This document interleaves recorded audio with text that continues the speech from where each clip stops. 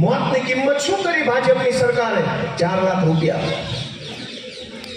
જ્યાં માણસ મરે એટલે તરત ગાંધીનગરથી જાહેર થાય કે 4 લાખ રૂપિયા સરકાર આપશે.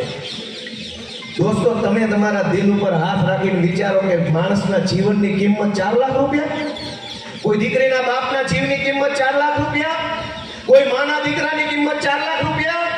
કોઈની પત્નીની કિંમત 4 લાખ રૂપિયા? કોઈ દીકરીની માની કિંમત 4 લાખ રૂપિયા?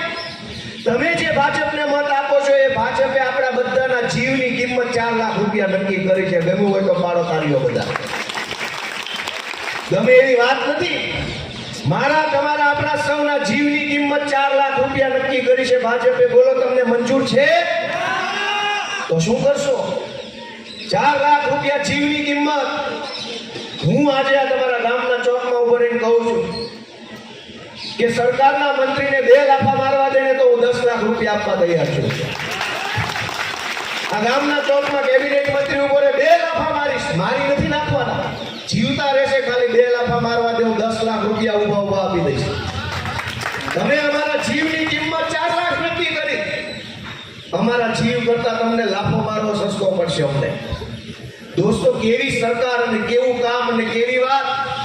તમે નહીં વિચારો તો કોણ વિચારશે?